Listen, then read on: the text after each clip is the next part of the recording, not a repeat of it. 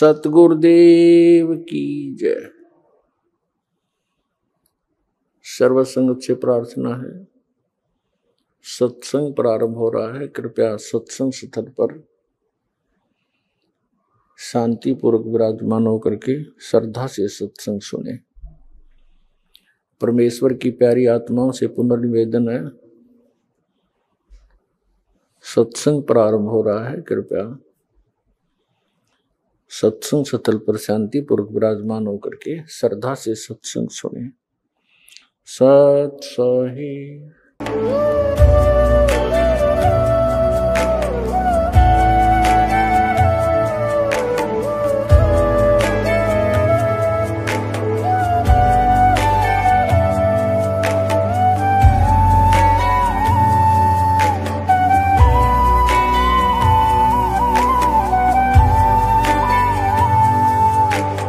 गीता अध्याय 15 के श्लोक 16-17 में 3 प्रभु बताए हैं। ये 3 प्रभु कौन हैं? किस प्रभु की शरण में जाने के पश्चात जन्म और मरण समाप्त हो सकता है? 3 प्रभुओं में सबसे उत्तम परमात्मा कौन है? कैसा है? उसका क्या नाम है? इन सभी गूढ़ रहस्यों को जानने के लिए अवश्य सुनिए जगत गुरु तत्वदर्शी संत रामपाल जी महाराज के अमृत वचन। सभी जानते हैं कि हमारे जन्म के विषय में हमारे माता पिता ही सही जानकारी बता सकते हैं। इसी तरह इस सर्व सृष्टि के रचनहार परमेश्वर कबीर जी हैं, जिन्होंने अपने द्वारा रची सृष्टि की वास्तविक जानकारी बताई है, जिससे हमें पता चलता है कि सर्वप्रथम कबीरदेव अर्थात कबीर जी ने 4 अविनाशी लोकों अकह यानी अनामी लोक, अगम लोक, अलख लोक व सतलोक की रचना की। सतलोक में कबीर जी एक शब्द से 16 द्वीपों की रचना की, फिर 16 शब्दों से 16 पुत्रों की उत्पत्ति की। एक मानसरोवर की रचना की जिसमें अमृत भरा। फिर अपने 16 पुत्रों में से एक अचिंत से आगे की सृष्टि रचने के लिए परमेश्वर ने कहा। तब अचिंत ने अपनी शब्द शक्ति से अक्षर पुरुष अर्थात परब्रह्म की उत्पत्ति की, जो मानसरोवर में जाकर सो गया, क्योंकि सतलोक में श्वासों से शरीर नहीं है। लेकिन उसे अचिंत जगा नहीं सका। तब उसने परमेश्वर से पुकार करी। तब परमेश्वर ने अपनी वचन शक्ति से एक अंडा बनाया और उसमें एक आत्मा को प्रवेश करके उस अंडे को जल में छोड़ दिया, जिसकी गड़गड़ाहट से अक्षर पुरुष की निंद्रा भंग हुई। और अक्षर पुरुष ने उस अंडे को क्रोध से देखा तो वह अंडा फूट गया, जिससे अक्षर पुरुष ज्योति निरंजन काल ब्रह्म निकला। जिसके बाद परमेश्वर ने दोनों को बाहर आने के लिए कहा और अचिंत के द्वीप में रहने के लिए कहा। लेकिन कुछ समय उपरांत अलग राज्य प्राप्ति के हठ से ज्योति निरंजन काल ब्रह्म ने 70 युग तप करके 21 ब्रह्मांड प्राप्त किए। फिर दोबारा 70 युग तप करके ज्योति निरंजन काल ने सृष्टि रचना की सामग्री प्राप्त की। और इसके बाद उसने 64 युग तप फिर किया, और जिसके तप को देखकर काल के 21 ब्रह्मांडों में फंसी दुर्गा समेत सभी आत्माएं इसके साथ आ गईं। वही पूर्व में काल के सभी 21 ब्रह्मांड सतलोक में ही थे, लेकिन भयंकर गलती के कारण काल को माया दुर्गा तथा 21 ब्रह्मांडों सहित परमेश्वर ने सतलोक से निष्कासित कर दिया गया। और उस गलती के कारण इसे प्रतिदिन 1 लाख मानव शरीरधारी प्राणियों के शरीर से निकलने वाली गंध को खाने और प्रतिदिन 1.25 लाख की उत्पत्ति करने का श्राप लगा, जिसके लिए इसने अपने 21 ब्रह्मांडों में जीवों को उलझाए रखने के लिए कुछ व्यवस्थाएं कर रखी, जिससे कोई जीव जाल से ना निकाल सके। लेकिन परमेश्वर कबीर जी इस काल ब्रह्म के जाल से जीवों को निकालने के लिए समय समय पर अलग अलग रूपों में प्रत्येक युग में प्रकट होते रहते हैं। तो आज हम अपने इस एपिसोड में जानेंगे कि ब्रह्म ने जीवों को उलझाने के लिए किस प्रकार 21 ब्रह्मांडों की व्यवस्था कर रखी है, तथा परमेश्वर कबीर जी कब किस युग में किसको मिले, यह भी जानेंगे। तो चलिए आज के इस एपिसोड को शुरू करते हैं। सवाल नंबर 1, ब्रह्म कौन है तथा ब्रह्म ने 21 ब्रह्मांड की व्यवस्था किस प्रकार कर रखी है? ज्योति निरंजन काल को ही ब्रह्म कहा जाता है। इसे क्षर पुरुष, क्षर ब्रह्म के नाम से भी जाना जाता है, हालांकि इसका वास्तविक नाम कैल है। सृष्टि रचना से पता चलता है कि ज्योति निरंजन काल ब्रह्म ने जीवों को अपने जाल में फंसाए रखने के लिए अपने 21 ब्रह्मांड को 5-5 के समूह में 4 महाब्रह्मांडों में बांट रखा है, तथा एक ब्रह्मांड भिन्न रखा है जो कि इस सबके समान क्षेत्रफल वाला है। देखिए, काल के 21 ब्रह्मांडों की वास्तविक जानकारी चित्रों के माध्यम से तथा जानिए काल ने जीवों को उलझाने के लिए अपने ब्रह्मांडों में किस तरह की व्यवस्था कर रखी है। अब आपको फिर लाते हैं 15वें अध्याय के 16 और 17 2 श्लोकों पर। फिर आपके आसानी से आज का सत्संग जो दास आपको समझाना चाहता था आसानी से समझोगे। देखिएगा, यह है अध्याय नंबर 15 का। अब श्लोक नंबर हम 16 यहां से पढ़ा था, फिर देख लेते हैं। दिवौ इमौ पुरुषौ लोके सर्च अक्षरः एव च सर सर्वाणी भूतानि कुटस्थ अक्षर उच्यते। इन्हीं का अनुवाद पढ़ लेते हैं। 15वां अध्याय। इस संसार में नासवान नासवान अक्षर अविनाशी 2 प्रकार के पुरुष माने परमात्मा, प्रभु, ब्रह्म 2 कहे। और संपूर्ण प्राणियों के शरीर ना तो नासवान है, जीवात्मा अविनाशी कही जाती है। फिर ये 17 में मैं तुरंत कहा कि उत्तम पुरुष है तू अन्य, वो श्रेष्ठ भगवान तो इन दोनों से कोई और है। और परमात्मा इसी उदाहरण जिसको भगवान कहा जाता है।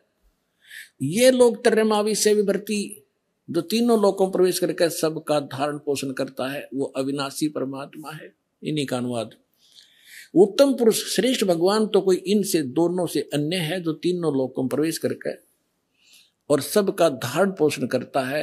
अविनाशी परमेश्वर परमात्मा इस प्रकार कहा गया है। अब ये है वो जड़ संसार रूपी वृक्ष की परवरिश कहां से होती है, किससे आहार होता है, कौन पालन करता है।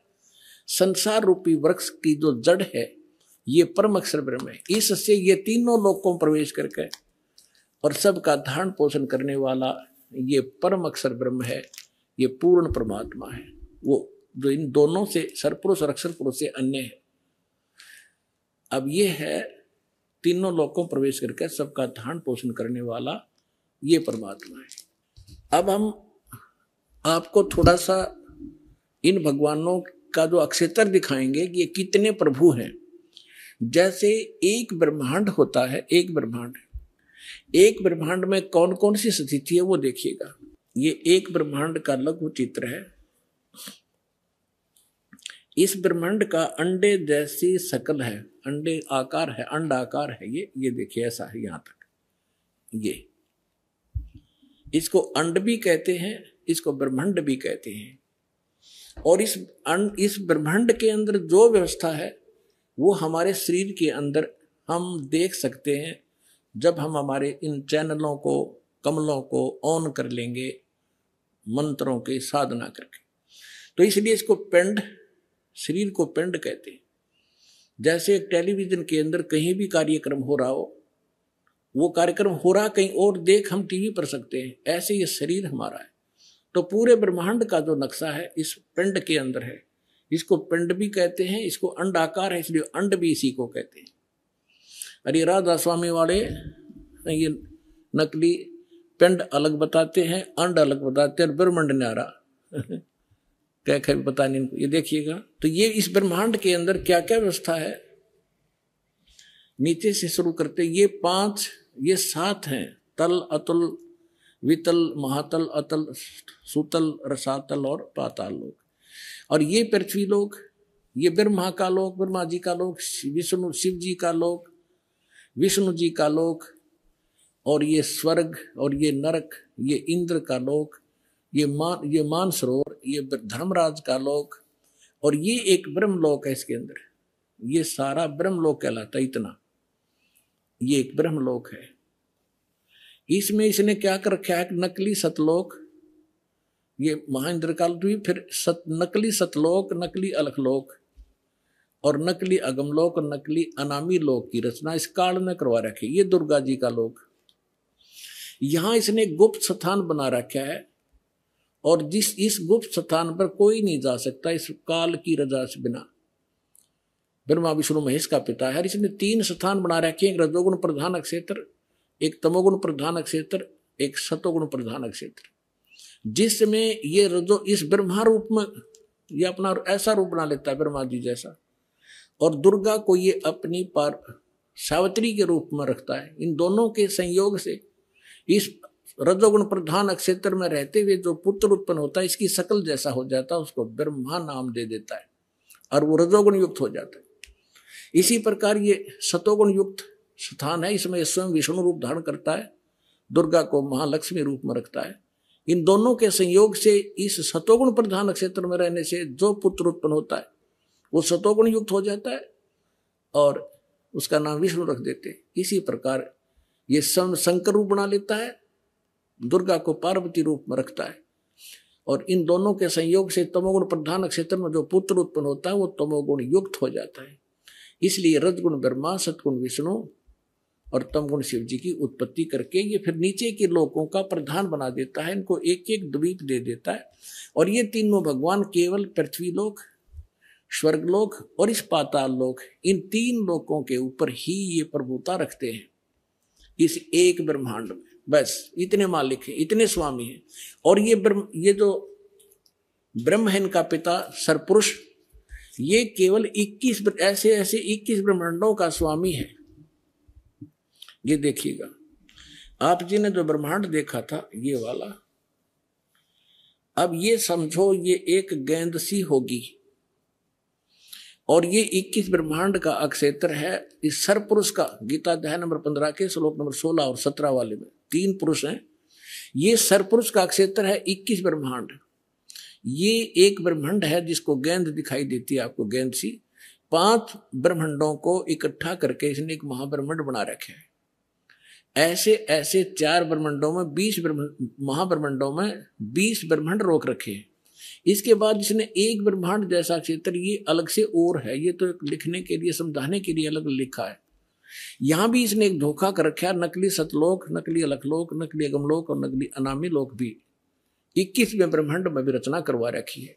ये तपस्शिला जहां बैठकर ये 1 लाख मानव शरीरधारी प्राणियों को खाता है। ये काल ब्रह्मा विष्णु महेश का पिता। और यहां से फिर आगे निकल जाते हैं, परब्रह्म का लोक में जाना होता है। अब देखिएगा, इसके बैक में कंप्लीट देखेंगे। अब ये है कंप्लीट सभी ब्रह्मांडों का, असंख्य ब्रह्मांडों का चित्र एक समझने के लिए। अब जो आपने देखे थे वो 21 ब्रह्मांड, अब ये है 21 ब्रह्मांड। ये सरपुरुष का क्षेत्र है, सरपुरुष का, बस इतना, ये इतना। और इसके बाद ये है परब्रह्म कहो, इसको अक्षर पुरुष कहो। इसे नेक्स्ट ब्रह्म जो है ये 7 संख्य ब्रह्मांड, इससे कई गुना बड़ा है। ये अक्षर पुरुष का केवल इतना ही अक्षेत्र है 7 संख्य ब्रह्मांड का। और ये है वो परम अक्षर ब्रह्म, असंख्य ब्रह्मांड का स्वामी। ये असंख्य, ये छोटे छोटे दिखे सारे ब्रह्मांड हैं, सारे अलग अलग से। ये तो थोड़ा सा क्षेत्र इन दोनों का और इस पूर्ण परमात्मा का, असंख्य इंक्लूडिंग दिस ब्रह्म एंड पर ब्रह्म, सरपुरुष और अक्षर पुरुष इंक्लूडिंग ये परमात्मा सबके ऊपर ओवरऑल कंट्रोल, कुल का मालिक। ये है वो परम अक्षर ब्रह्म। जैसा कि अभी आपने जाना कि काल जीव आत्माओं को तप्त शिला में भूनता है, तो चलिए अब जानते हैं। सवाल नंबर 2, तप्त शिला क्या है? तप्त शिला में काल जीव आत्माओं को किस प्रकार भूनकर उनसे निकलने वाली गंध को खाता है और मानवधारी प्राणी ना चाहते हुए भी बुराइयों में क्यों लिप्त हो जाता है? ज्योति निरंजन काल ब्रह्म को गलती के कारण उसे श्राप लगा है कि वह नित्य 1 लाख मानव शरीरधारी प्राणियों के सूक्ष्म शरीर से मैल निकालकर खाना होता है तथा 1.25 लाख जीवों को उत्पन्न करेगा। ज्योति निरंजन काल मरे हुए जीवों के सूक्ष्म शरीर को एक बहुत बड़े गर्म कड़ाई में भूनता है जिसे तप्त शिला कहते हैं, तथा उससे निकलने वाली गंध को वह खाता है। उसके लिए काल ने 21वें ब्रह्मांड में एक तप्त शिला बना रखी है जो स्वतः गर्म रहती है। उस पर गर्म करके मैल पिघलाकर खाता है। जीव मरते नहीं परंतु कष्ट असहनीय होता है। फिर प्राणियों को कर्म आधार पर अन्य शरीर प्रदान करता है। अब सुनिए संत रामपाल जी महाराज का आध्यात्मिक सत्संग। कबीर देव जी अपने सतलोक स्थान से, उस रित धाम से चलकर इस काल के लोक में आते हैं। वो पूर्ण ब्रह्म तत्व ज्ञान का प्रचार करने के लिए अपना ही दूसरा रूप धारण करते हैं। एक हल्के तेज पुंज का रूप बना के वो परमात्मा यहाँ समय समय पर प्रकट होते रहते हैं। वो अपना नामांतर और रूपांतर भी करते रहते हैं, क्योंकि ये काल भगवान जिसको ब्रह्म बोलते हैं, ज्योति निरंजन भी कहते हैं, जो ब्रह्मा विष्णु महेश जी के पूज्य पिताजी हैं, इसको श्राप लगा हुआ है 1 लाख मानव शरीरधारी प्राणियों के सूक्ष्म शरीर से गंध निकाल कर खाने का। हमारा ये ऊपर जो शरीर है, ये तो ऐसा समझो जैसे बादाम के ऊपर छिलका, और अंदर एक सूक्ष्म शरीर है जैसे गिरी। ये समझो कि गिरी के उस गिरी में भी कोई और बीज हो, ऐसा जानो। तो ऐसे इस शरीर के अंदर ये सूक्ष्म शरीर है, और सूक्ष्म शरीर के अंदर ये जीव रहता है, और सूक्ष्म शरीर के ऊपर एक सूक्ष्म वासनाएं लिप्त हो जाती हैं। जैसे ये प्राणी पूरे जीवन में जैसा भी चटपटा आहार करता है, मांस खाता है, सुल्फा पीता है, शराब पीता है और अफीम खाता है, ये जैसे भी 36 व्यंजन खाता है, तो ऐसे वो सभी की वासना सूक्ष्म शरीर में लिप्त हो जाती है। और जैसे आहार हम करते हैं इसका, इससे हमारा स्थूल शरीर स्वस्थ रहता है, ये कार्य करने योग्य रहता है, और उसके अंदर से और सूक्ष्म जो वासना होती है वो सूक्ष्म शरीर में ही जाकर लिप्त हो जाती है। फिर ये काल भगवान 1 लाख मानव शरीरधारी प्राणियों को 21वें ब्रह्मांड में बनी हुई तपतशिला पर, तपतशिला एक बहुत सुनियोजित ऑटोमेटिक गर्म रहने वाली एक पत्थर की टुकड़ी है। जैसे तई होती है, तवी, एक बड़ी तई होती है, उसको उल्टा रख के और रोटियां बनाते हैं, उसको समझो सुल्टा कर ले ऐसे। वो बीच से पातर टाइप है, चारों तरफ से ऊपर ने है जैसे कटोरी टाइप। तो उसमें 1 लाख मानव शरीरधारी प्राणियों के सूक्ष्म शरीर, उन प्राणियों को सूक्ष्म शरीर समेत उसमें डाल देता है, और वो ऑटोमेटिकली इतने गर्म कर देती है उस प्राणी के सूक्ष्म शरीर से, उस गंध को छुड़वाती है वो तपतशिला, यानी वो आँच, गर्मी, ताप। वहाँ पर जिस प्राणी ने अधिक व्यसन किए होते हैं, आप देखो इस काल की कितनी जबरदस्त चाल है। ये प्राणी इन बुराइयों पर ऑटोमेटिकली लग जाता है, स्वतः लग जाता है। जैसे हुक्का बना लिया और कितने तम्बाकू का पौधा ढूंढ लिया, इसने गधे भी ना खावे, और इसने कूट छेद 1 घंटा हमने देखे हमारे माता पिताजी और भी वहाँ आसपास के अड़ोसी पड़ोसी 2 घंटे तक मुसड़ मुखड़ में घेर कर दे मुसड़ पहले उसने काटे, फिर उसका वहाँ गुड़ गाड़ घेर कर उसका खूब चूरमा सा बनावे, और फिर ओका बनाया, फिर आग बनाओ, एक चलम लाए, उस चलम में 36 और जुगाड़ जोड़े, और फिर उसमें बरका वो अड़ंगा और गुरुड़ गुरुड़, ये स्वाद ले, यो मन ले सारे आनंद। तो ये जितना जिसने ज्यादा तम्बाकू प्रयोग किया हो या मांस प्रयोग किया हो या शराब प्रयोग की हो, उसके सूक्ष्म शरीर में उतना ही गंध ज्यादा डिपॉजिट होता है। और फिर वो तपतशिला पर जब डाला जाता है तो वो बहुत समय तक उसमें उसको अधिक समय तक तपतशिला पर भूना जाता है, क्योंकि उसमें गंध घना है, माल घना है उस काल का, तो उसको काफ़ी देर तक वहाँ तड़फाया जाता है, बहुत बुरी तरह उसमें से सारा गंध निकल ले, तब उसको उसने ऐसा सिस्टम बना रखा है कि वो प्राणी उसी समय वहाँ से छूटेगा जब उसका सारा गंध छूट लेगा। और जिन्होंने वैसे स्वाभाविक कोई व्यसन कम किए हैं उनका तपस्या से पीछा जल्दी छूट जाता है, फिर आकर योनि दूसरी धारण करनी ही पड़ती है कर्म अनुसार। तो ऐसे इस काल ने जुगाड़ जोड़ रखे। जो प्राणी परमात्मा कबीर जी की शरण में आ जाते हैं वो फिर तपस्या पर नहीं जाते, उनका अकाउंट ये धर्मराज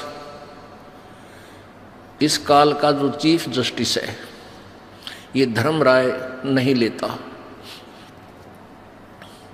उसका उस भक्त का अकाउंट इनके पेपर से, इनकी बही से, इनके कंप्यूटर से ऑटोमेटिक निकल जाता है।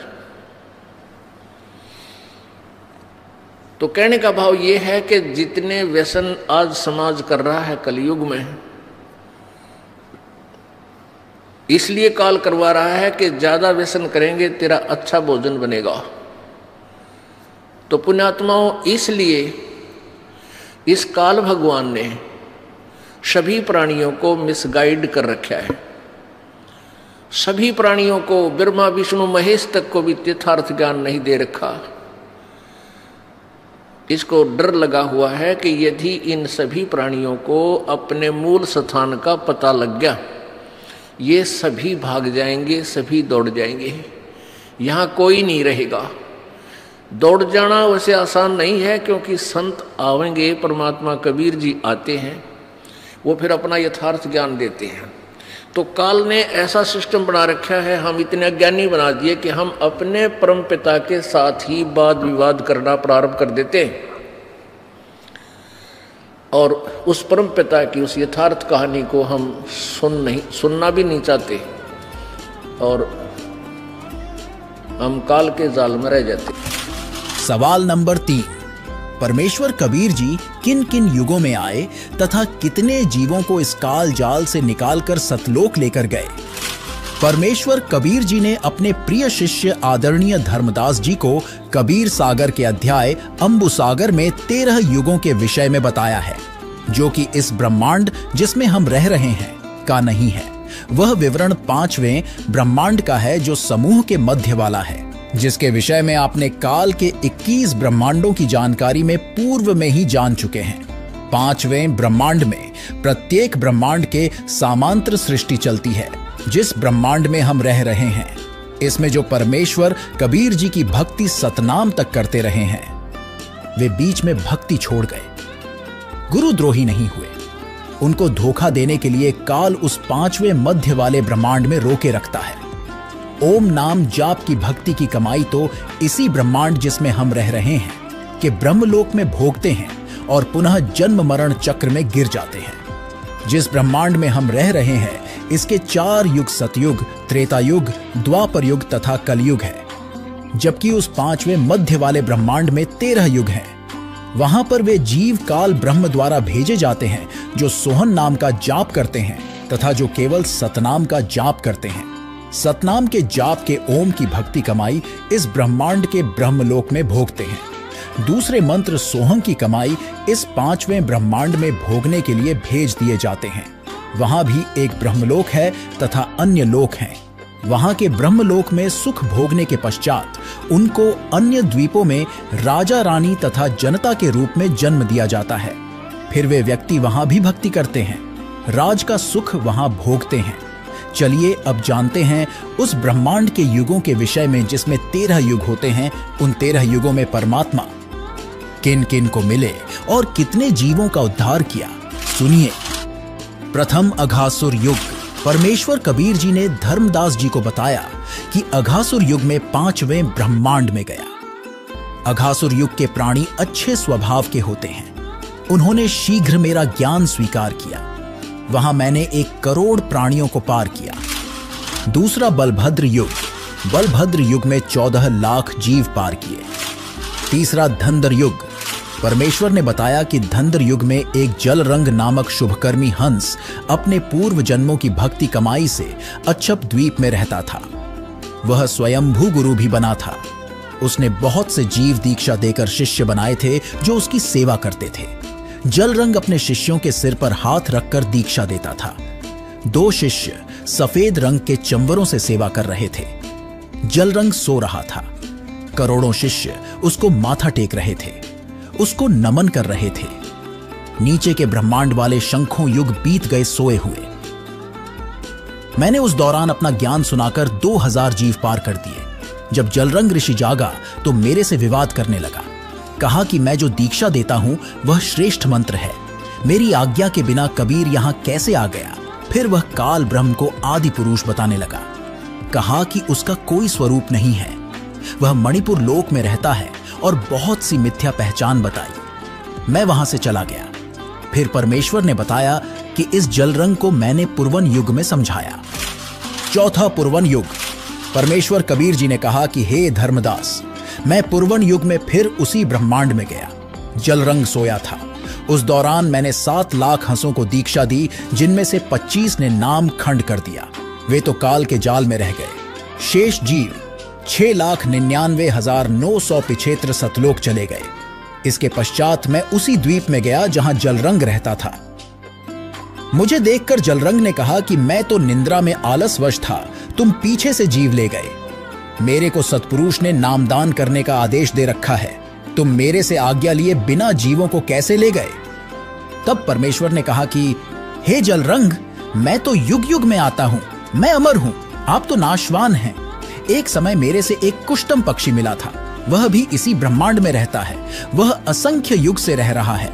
कुष्टम पक्षी ने बताया कि मैंने 27,000 महाप्रलय देखी है। तब जलरंग ने कहा कि मेरे को कुष्टम पक्षी के दर्शन कराओ। तो मैं तथा जलरंग कुष्टम पक्षी के लोक में गए। हमारे साथ करोड़ों जीव भी गए जो जलरंग के शिष्य बने थे। जलरंग ने कुष्टम पक्षी के सामने अपनी शंका का समाधान चाहा तो कुष्टम पक्षी ने बताया कि मैं कबीर पुरुष का शिष्य हूं। जिस समय महाप्रलय होती है सब लोग जलमय हो जाते हैं, तब मैं ऐसे रहता हूं जैसे जल के ऊपर झाग रहता है। यह बात सुनकर जलरंग को आश्चर्य हुआ और शर्म के मारे सिर झुका लिया। उसका अभिमान टूट गया। तब कबीर परमेश्वर की जलरंग ने स्तुति की।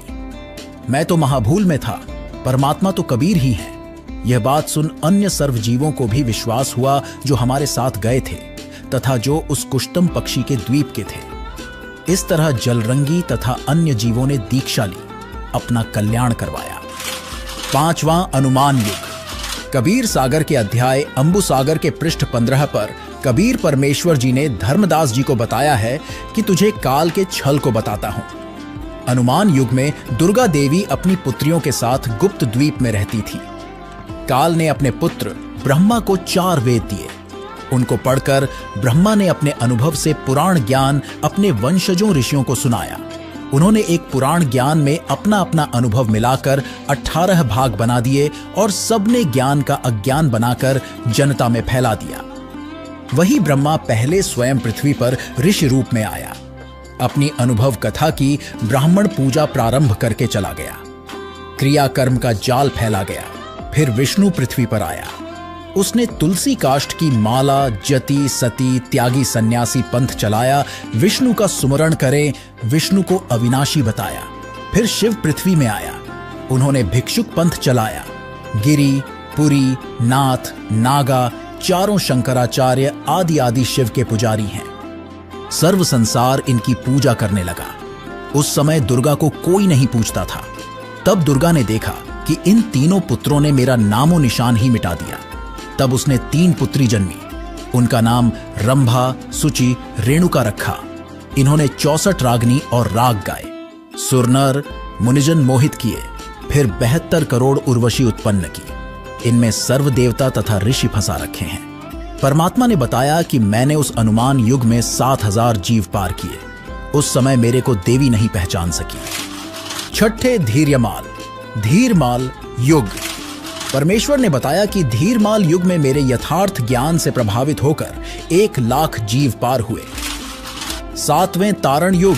कबीर परमेश्वर ने बताया कि हे धर्मदास, तारण युग में एक उत्तम पंथ नाम का राजा था। वह हमारा पिछले जन्म में शिष्य था। किसी कारण से काल जाल में रह गया था। काल हाथों चढ़ा व्यक्ति कोरे पाप करता है, जिसके कारण राजा उत्तम पंथ बहुत अन्यायी हो गया था। ब्राह्मण, ऋषि, सन्यासियों को देखकर क्रोधित होता था। उनके वेद शास्त्र जनेऊ तोड़कर अग्नि में डाल देता था। इतना अत्याचार कर रहा था, पशु पक्षियों को शिकार कर करके मारता था, प्रजा को अति कष्ट दे रहा था। मैं एक दिन उस राजा के महल के सामने वट वृक्ष के नीचे संत वेश में बैठ गया। एक सगुनिया नाम की नौकरानी ने कहा कि राजा आपको मार देगा, आप यहां से चले जाओ। मैं उठकर दरिया के किनारे जा बैठा।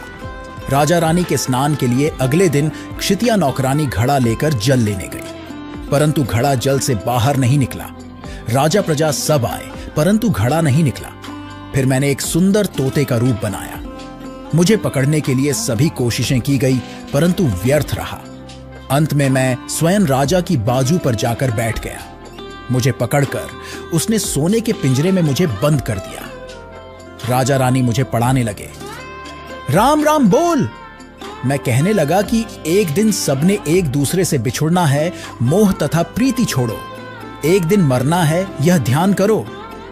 राजा रानी कहने लगे कि यह तोता कुबोल बोलता है। एक दिन राजा शिकार करने गया। महल में आग लग गई, सब कुछ जल गया। देखा तोते का पिंजरा और तोता सुरक्षित है। राजा रानी को मेरे जीवित मिलने की खुशी हुई। राजा तथा रानी के इस व्यवहार से मैं प्रसन्न हुआ और उनको बताया कि मैं वट वृक्ष के नीचे बैठा था। सगुनिया आपको बताने आई। मुझे आपका स्वभाव बताया कि राजा आपकी गर्दन काट देगा। फिर आपके स्नान के लिए जल लेने घड़ा लेकर क्षितिया नौकरानी गई। वहां वह घड़ा बाहर नहीं निकला। आपने भी खूब कोशिश की थी। फिर मैंने तोते का वेश बनाया।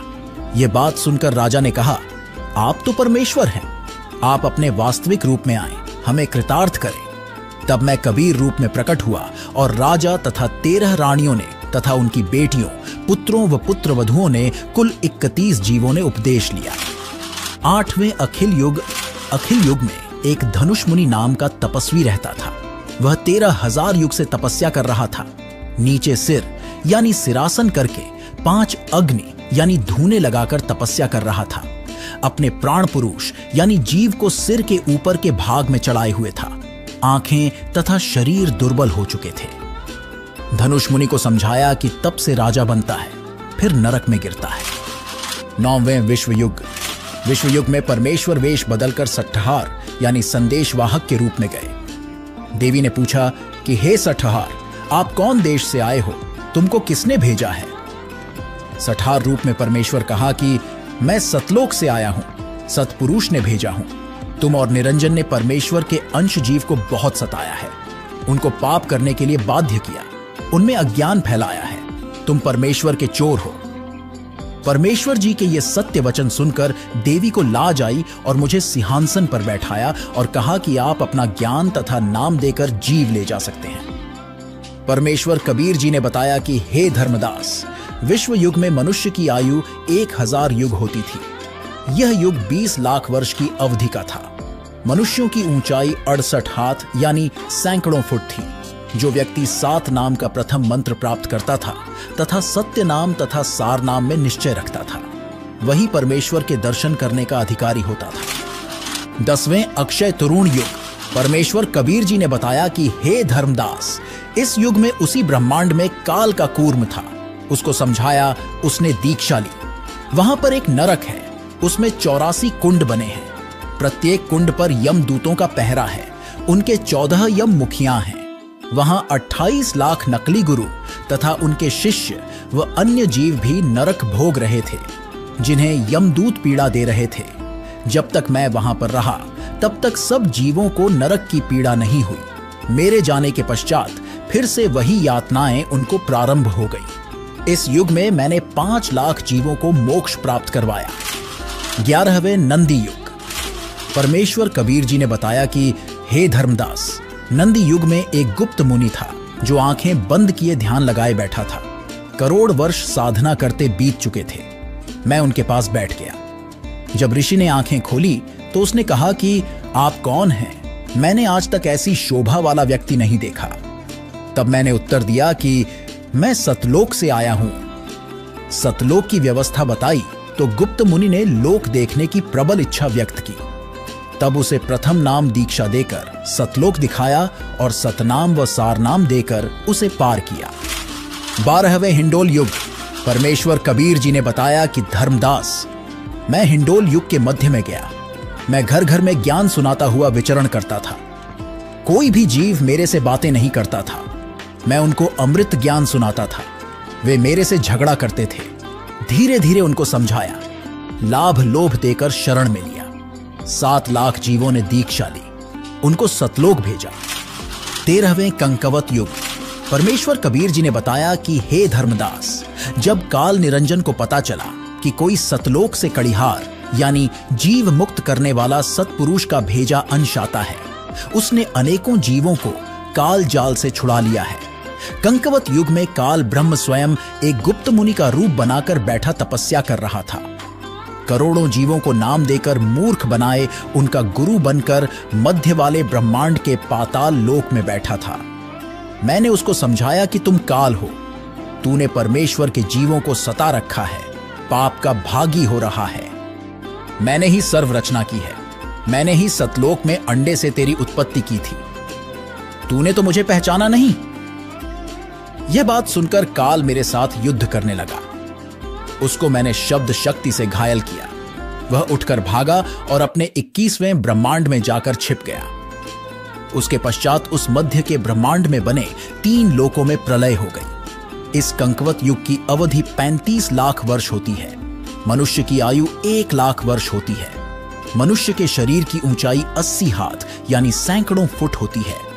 इस तरह परमेश्वर कबीर जी ने मध्य वाले ब्रह्मांड के 13 युगों में अनेकों जीवों को पार किया। सवाल नंबर 4, जिस ब्रह्मांड में हम रहते हैं उसमें कितने युग होते हैं? इन युगों की कितनी अवधि होती है? इन युगों में मनुष्य की कितनी आयु होती है तथा परमात्मा इन युगों में किन रूपों में आए थे? अब जानिए जिस ब्रह्मांड में हम रहते हैं वहां होने चारों युगों का विस्तृत विवरण। पहला सतयुग। इस युग की अवधि 17,28,000 वर्ष है, जिसमें मनुष्य की आयु प्रारंभ में 10 लाख वर्ष होती है, अंत में 1 लाख वर्ष होती है। तो वहीं मनुष्य की ऊंचाई 21 हाथ यानी लगभग 100 से 150 फुट होती है। परमात्मा सतयुग में सतसुकृत नाम से प्रकट हुए थे। दूसरा त्रेता युग। इस युग की अवधि 12,96,000 वर्ष होती है, जिसमें मनुष्य की आयु प्रारंभ में 1 लाख वर्ष होती है, अंत में 10,000 वर्ष होती है। वहीं मनुष्य की ऊंचाई 14 हाथ यानी लगभग 70 से 90 फुट होती है। परमेश्वर त्रेता युग में मुनिंद्र ऋषि के रूप में आए थे। द्वापर युग। इस युग की अवधि 8,64,000 वर्ष होती है, जिसमें मनुष्य की आयु 10,000 प्रारंभ में होती है और अंत में 1,000 रह जाती है। वहीं मनुष्य की ऊंचाई 7 हाथ यानी 40 से 50 फुट होती है। परमात्मा का इस युग में करुणामय नाम होता है। कलयुग। इस अंतिम युग की अवधि 4,32,000 वर्ष होती है, जिसमें मनुष्य की आयु 1,000 वर्ष से प्रारंभ होती है, अंत में 20 वर्ष रह जाती है तथा ऊंचाई 3.5 हाथ यानी 10 फुट होती है, अंत में 3 फुट रह जाती है। वहीं परमात्मा कलयुग में अपने वास्तविक कबीर नाम से आते हैं। अब सुनिए संत रामपाल जी महाराज के मुखारबिंद से सत्संग। अपने आत्मा कबीर परमेश्वर जी वो पूर्ण परमात्मा है, अल्लाह अकबर है।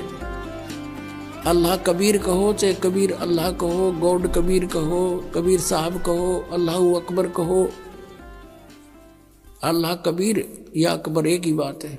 ऐसे अपनी प्यारी आत्माओं को फिर से सतमार्ग पर लगाते हैं, उनकी बैटरी चार्ज करते हैं। अपने आत्माओं कैसा है भगवान और कौन है परमात्मा? पहले तो हम अपने सदग्रंथों से पहचानेंगे कि कैसा है भगवान। जैसे पवित्र हिंदू धर्म के अंदर चारों वेदों को एथेंटिक मानते हैं कि वेदों में जो लिखा वो फाइनल है, लेकिन वेदों का जो लेख है मूल पाठ संस्कृत भाषा में है। अपनात्माओं ज्ञान जो होता है, ज्ञान वो किसी भी भाषा में हो, ज्ञान तो ज्ञान ही होता है। जैसे हम अपनी चाहे हरियाणवी भाषा में बोल के वो बात बता दे, और चाहे जिस भाषा को कोई समझता हो उसमें बोलकर बता दे, वो ज्ञान श्रेष्ठ हो, यथार्थ हो, तो उसका समझना आवश्यक है। अब एक भाषा को जान लेने से विद्वान नहीं हो जाता। जैसे संस्कृत भाषा को जानते थे ब्राह्मण वर्ग, और इन्हीं को पहले सतयुग त्रेता द्वापर तक इन्हीं को शिक्षा ग्रहण का आदेश था, दूसरे वर्ग को नहीं था, वर्ण को नहीं था। परमात्मा चारों युगों में आए हैं। सतयुग में सत सुकृत नाम से आए, तब इस मनु जैसे ऋषियों से मिले, ब्रह्मा से मिले, विष्णु से मिले, शिव जी से मिले। इनको यथार्थ ज्ञान समझाया, इन्होंने ध्यान से सुना, लेकिन बाद में काल ने इनकी बुद्धि को बदल दिया कि ये झूठ बोलता है, ऐसा कुछ नहीं है। तो तीनों ने बगावत कर दी, भगवान की वाणी को स्वीकारा नहीं। मनु जी ने भी परमात्मा का नाम बिगाड़ दिया कि ये वामदेव है। वाम माने उल्टा, उल्टे अर्थ करने वाला, क्योंकि कबीर परमेश्वर कहते थे मैं परमात्मा हूं, तो इस बात का बहुत मजाक उड़ाते थे वो कि ये भगवान है, ये ब्रह्मा विष्णु महेश से भी ऊपर मानता है, मेंटल है, मेंटल। वो कहा करते कि भगवान तो निराकार है, प्रकाश ही प्रकाश है। परमात्मा कहा करते कि ऊपर भी मैं ही हूं, नीचे भी मैं ही हूं, दोनों ठोड़ पर मैं ही हूं।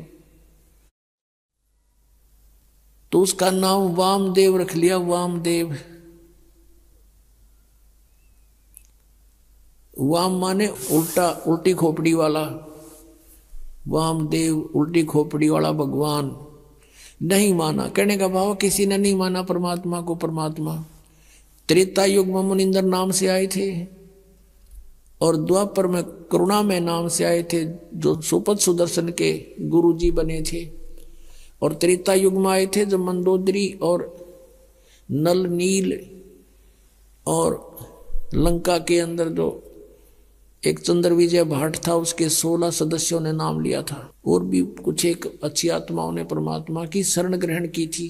अब कलयुग के अंदर वो परमात्मा आए और अपना यथार्थ ज्ञान स्वयं ही बताना पड़ता है परमात्मा को प्रत्येक युग में आके। इस काल के जाल को आपके हृदय में उतार दिया, आप समझ चुके हो।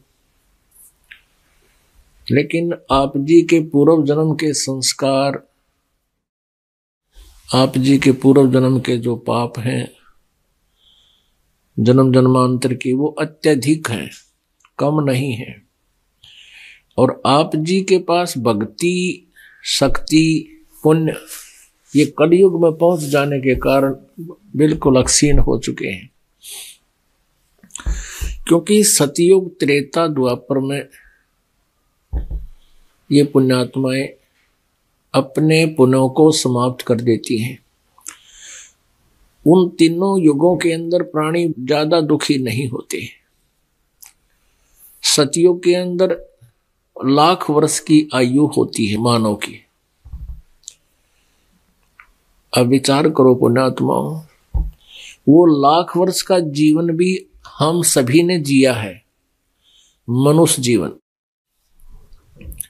और वो समय जो शरीर स्वस्थ, शांत मन, राग द्वेष बहुत ही कम सतयुग में, तो उस समय भी हम रहे। सतयुग के अंदर एक विशेषता बताई है कि पत्नी से पहले पति की मृत्यु नहीं होती, पिता से पहले पुत्र की मृत्यु नहीं होती, और भी शारीरिक कष्ट, मानसिक परेशानियां नाम मात्र होती हैं। 1 लाख वर्ष का जीवन मनुष्य का, अब तो हम 60, 70, 75 तक पहुंच जाते हैं तो शुक्र मनाते हैं।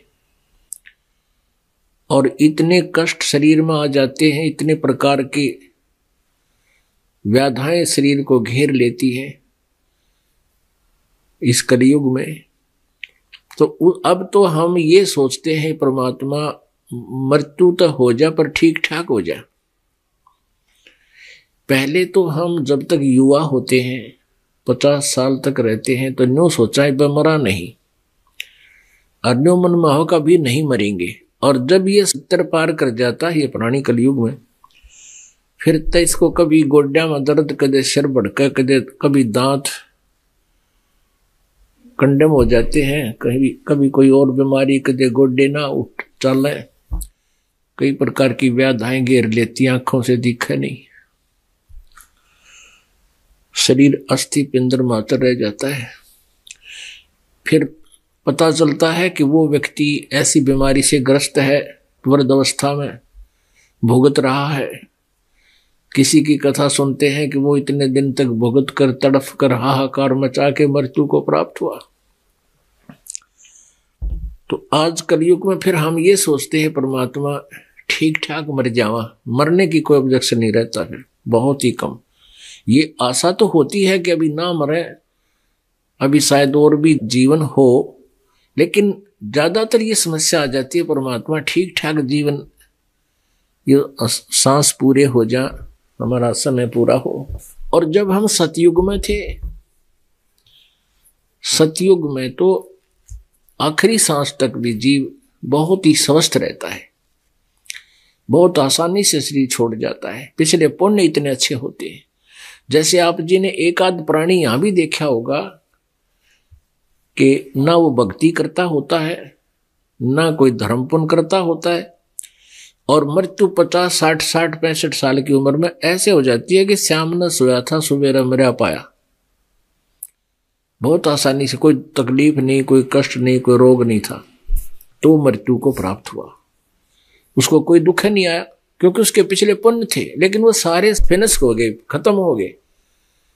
अगले जन्म में वो किसी पशु योनि में जाओगा, फिर चैन का काम में कोई नहीं, नरे कष्ट पे कष्ट आएंगे। तो कहने का भाव ये है कि हम लाख वर्ष जीवन भी जीकर हम इस संसार में मानव रूप में रहे हैं। फिर त्रेता के अंदर 10,000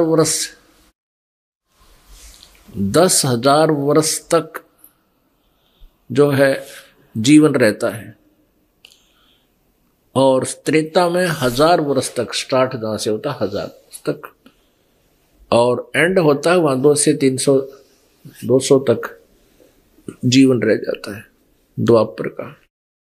कलयुग 200, 250, 300 से शुरू होता है और अंत उसका 15-20 वर्ष पर समाप्त हो जाता है।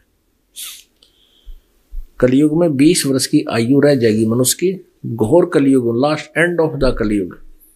और 5 वर्ष की लड़की के बाल कौन लाग जाएंगे, बच्चे होंगे। और 15 वर्ष की आयु में सभी मृत्यु को प्राप्त, लगभग मृत्यु को प्राप्त हो जाएंगे। जैसे आजकल 75 वर्ष, 80 वर्ष मुश्किल से मनुष्य जीता है, तो उसमें ऐसा होगा कि 20 वर्ष की उम्र होगी और 15 वर्ष की उम्र में तकरीबन मृत्यु को प्राप्त हो लिया करेंगे। तो 15 वर्ष में युवा भी हो लेंगे, संतान भी हो लेगी और मर भी लेंगे।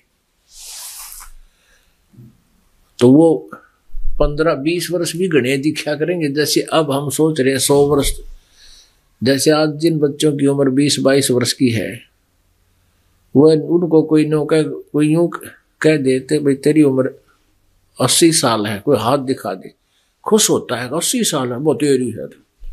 और जब 80 के निकट आवे है, जब ने सोचे भगवान 10 से 1 वर्ष और हो जाए, यदि शरीर स्वस्थ है, अस्वस्थ तो फिर नहीं कहता मेरी जीवन रह नो कहे भगवान ठीक ठाक मर बेसक जाऊं पर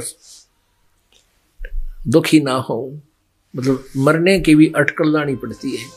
लेकिन ये सोचने से नहीं, ये परमात्मा की भक्ति से, परमात्मा की कृपा से ही ये बुढ़ापा भी ठीक जीव का रहता है, और उसके लिए हमने पहले से ही प्रयत्न करना पड़ेगा। सवाल नंबर 5, परमात्मा ब्रह्मा विष्णु महेश को किस रूप में मिले तथा उन्हें कौन से मंत्र प्रदान किए?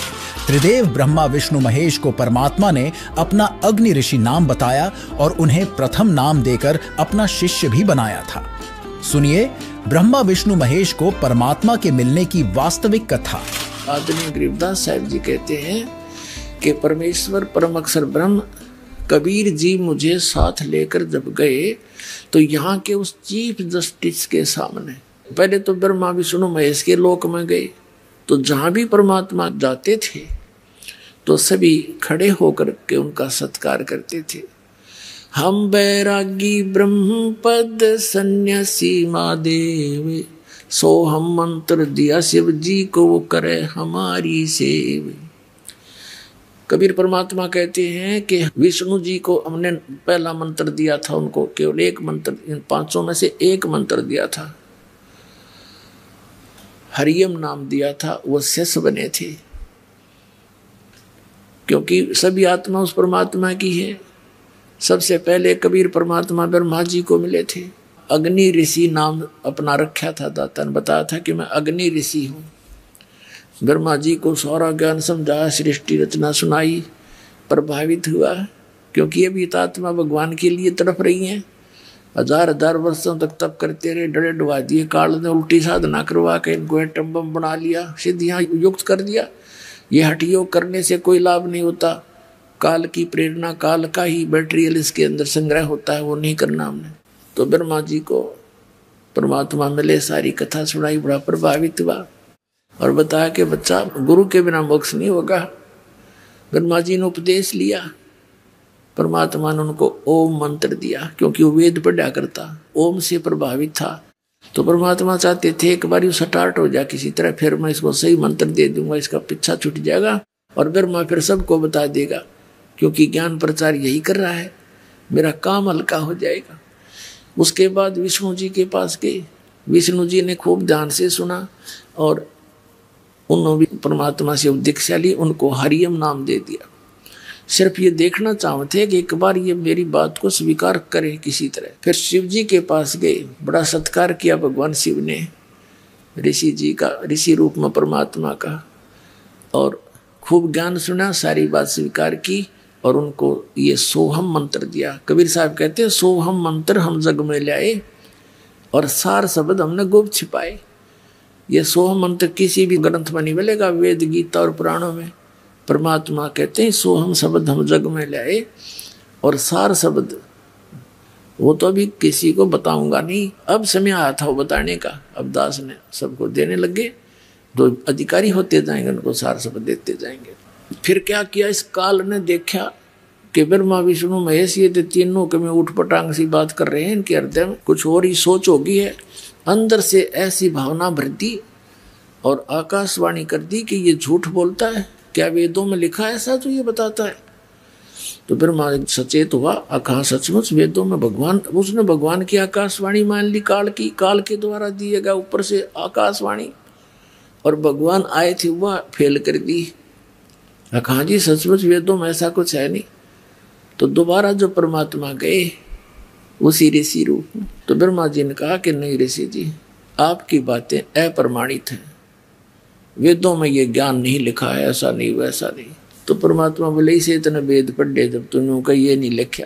तो उन्हें पता लग गया काल प्रेरणा होगी इनके अंदर, ये सुनेंगे नहीं, लेकिन फिर भी ये नेक आत्मा है, साधु संतों का आदर करते हैं और इनको ये भी पता है कि ऋषि का अनादर करने से ये विषैले सर्प भी है, श्राप भी दे देते हैं, इसलिए इनसे वैसे भी आदर करते हैं ऋषि रूप में विराजमान किसी व्यक्ति का। जैसे भगवान विष्णु जी को नारद जी ने श्राप दे दिया, उस श्राप के कारण और श्री राम रूप में जन्म होया, सारा जीवन बिरान माटी हुई, पत्नी कहीं, आप कहीं, बच्चे कहीं, उसके श्राप से ही वो कष्ट उठाया। तो इससे डरकर भी वो आदर सत्कार तो करते हैं ऋषि का, लेकिन करते हैं वही जो उनकी अपनी साधना है।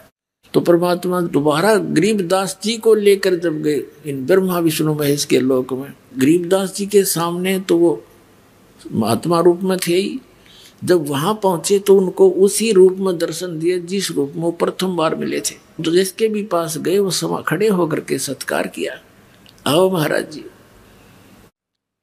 और परमात्मा ने कहा कि तुम गलती कर दी बच्चों, उस ज्ञान को, उस नाम को छोड़कर। वो नाम ने बोले जी नाम तो हम वही जपते हैं। परमात्मा बोले मैंने और भी कुछ आपको बताना था, तो वो नहीं स्वीकार किया। तो ये सारी कुछ डिस्कस वार्ता इसलिए करवाई गरीबदास जी के सामने, परमात्मा ने उनके मुंह से बुलवा दिया कि सचमुच ये परमात्मा इनसे मिले थे और ऐसा ऐसा इनके साथ बात हुई थी। सवाल नंबर 6, सतसुकृत जी कौन थे और ऋषिजन उन्हें वामदेव क्यों कहा करते थे। परमेश्वर कबीर जी सतयुग में सतसुकृत नाम से प्रकट हुए थे।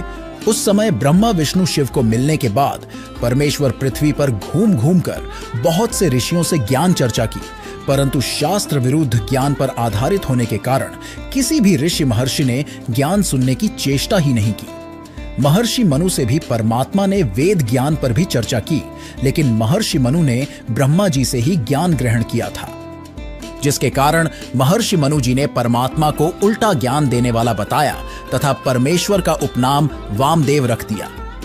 परमात्मा ने महर्षि मनु व अन्य ऋषियों से यहां तक कहा कि वह पूर्ण परमात्मा मैं ही हूं, जिसकी तलाश आप सभी कर रहे हो। मैं सनातन परम धाम सतलोक में रहता हूं। लेकिन उन्होंने परमात्मा का उपहास किया तथा कहा, आप यहां हैं तो आपका सतलोक तो आपके बिना सुनसान पड़ा होगा। वहां सतलोक में जाने का क्या लाभ, वहां गए प्राणी तो अनाथ हैं। तब परमेश्वर ने उन्हें बताया कि मैं ऊपर भी विराजमान हूं। तब मनु जी सहित सर्व ऋषियों ने ठहाका लगाकर कहा, फिर तो आपका नाम वामदेव उचित है। वामदेव का अर्थ 2 स्थानों पर निवास करने वाला भी है।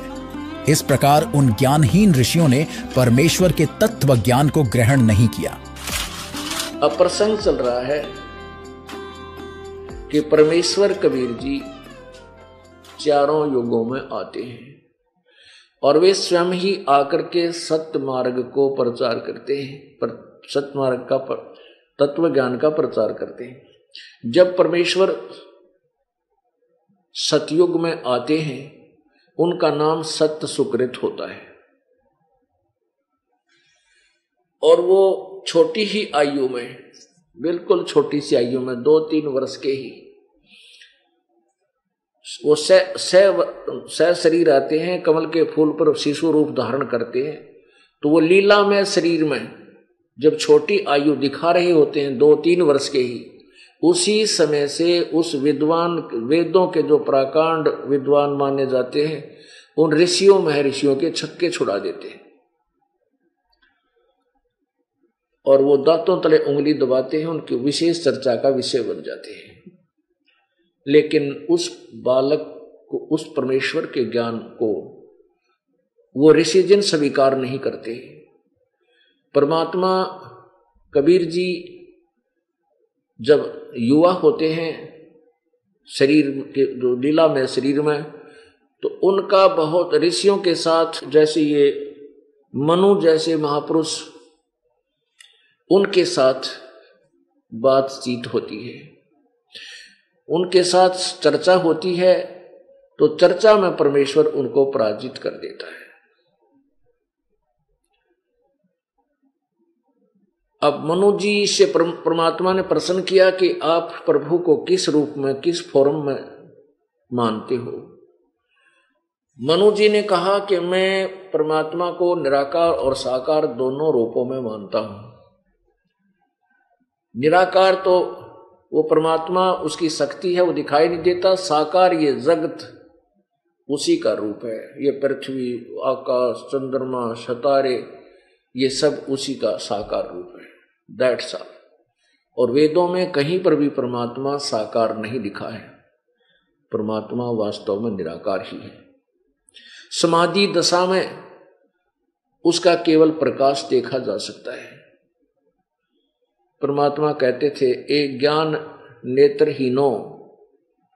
एक तरफ आप कहते हो कि परमात्मा का प्रकाश देखा जाता है, उधर से कह रहे हो कि परमात्मा पूर्ण रूप से निराकार है। ये पृथ्वी, चांद, सितारे ये भगवान नहीं है, ये तो भगवान की द्वारा रची गई एक सृष्टि है। परमात्मा सृष्टा न्यारा है। तुम्हारी बुद्धि पर पत्थर पड़े हुए हैं। और बहुत अच्छी तरह चर्चा करते हैं, वेदों को बताते हैं कि यजुर्वेद अध्याय नंबर 5 के मंत्र नंबर 1 में लिखा है, अग्ने तनुषि विष्णुवे त्वा सोमस्य तनुरसि। वो परमात्मा सह शरीर है और उस परमेश्वर का, उस अमर पुरुष का सबके पालन धारण पोषण करने के लिए, यहाँ करके संभालने के लिए भी उस परमेश्वर का एक शरीर है। तो परमात्मा कहते हैं, कहा करते थे कि मैं ही वो परमेश्वर हूं। और मैं ही दोनों स्थानों पर रहता हूं, ऊपर सचखंड सतलोक में, ऊपर के लोकों में भी मैं ही हूं, और यहां भी मैं अपने यथार्थ ज्ञान को बताने के लिए आया हूं।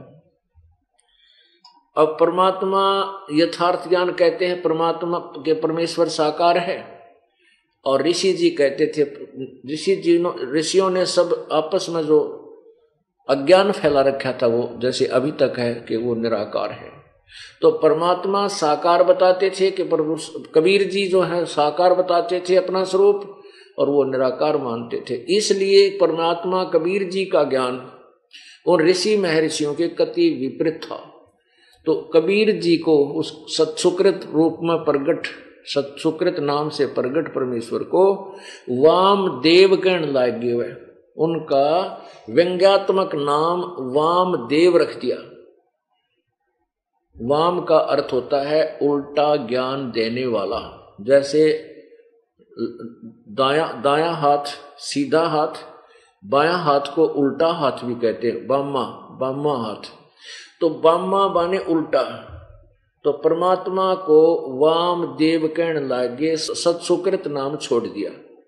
जैसे किसी का नाम बुंडा धर ले गांव में, बुंडा माने मतलब कुरूप, और वो चाहे कैसा भी हो, फिर उसने बुंडा क्या अगर पूरा गांव उसके ओरिजिनल नाम से अपरिचित हो जाते हैं। हमने खूब देखा गांव में, तो वो बुंडा क्या करे, और वो भी बुंडे नाम तो थोड़ा बोले, जल्दी बोले, क्योंकि वो परिपक्व नाम हो जाता उसका।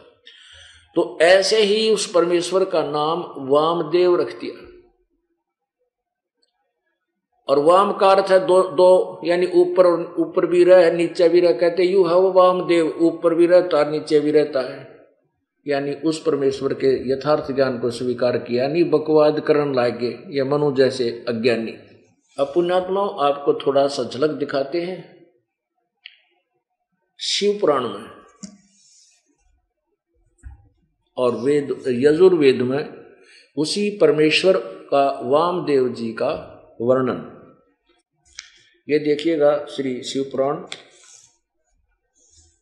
गीता प्रेस गोरखपुर से प्रकाशित, और ये श्री शिव पुराण, संपादक हनुमान प्रसाद पोदार, प्रकाशक एवं मुद्रक गीता प्रेस गोरखपुर। इसके 606 पृष्ठ पे कैलाश संहिता, ऋषियों का सूत जी से तथा वामदेव जी का सकंद से प्रश्न, वर्णार्थ निरूपण के लिए अनुरोध।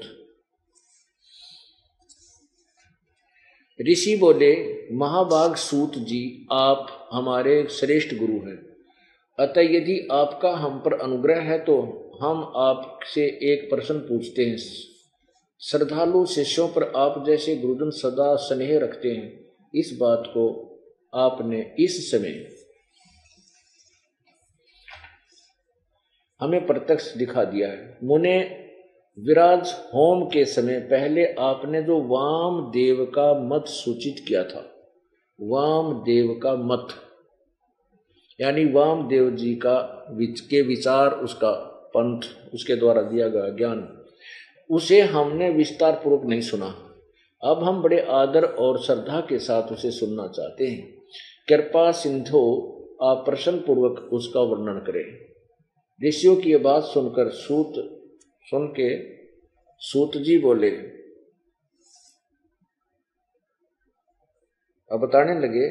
सूत जी बोले, तुम्हारा कल्याण हो, तुम सब लोग सदा सुखी रहो। महाभाग महात्माओं, तुम भगवान शिव के भगत व दृढ़ता पूर्वक व्रत का पालन करने वाले हो, यह निश्चित रूप से जानकर ही मैं तुम लोगों के समक्ष इस विषय का प्रसन्नता पूर्वक वर्णन करता हूँ। ध्यान देकर सुनो। पूर्व काल में रथंतर कल्प में महामुनि वामदेव माता के गर्भ से बाहर निकलते ही शिवतव के ज्ञाताओं में सर्वश्रेष्ठ माने जाने लगे।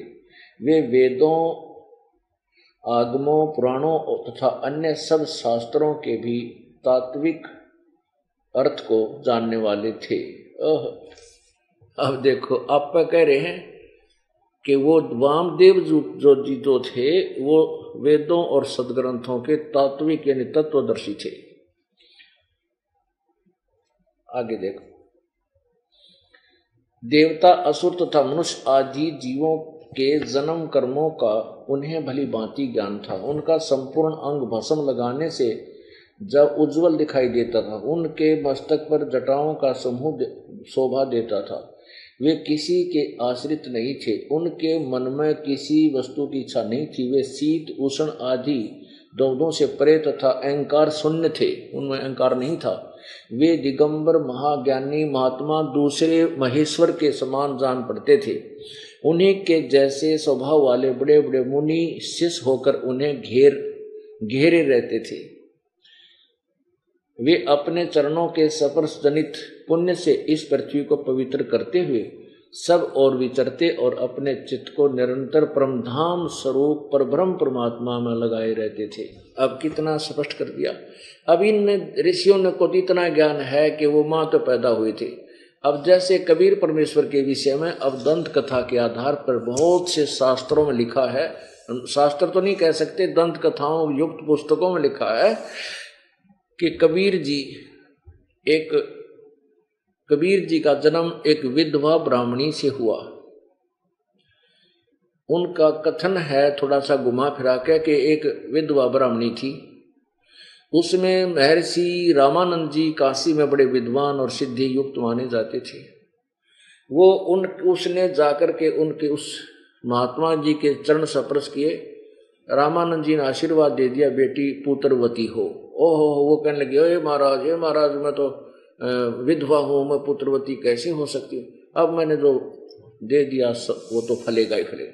कहते इस कारण से वो लड़की गर्भवती होगी और फिर वो शर्म के मारे उसने कहीं पर डाले। अरे भले आदमियों, कुछ तो सोचो।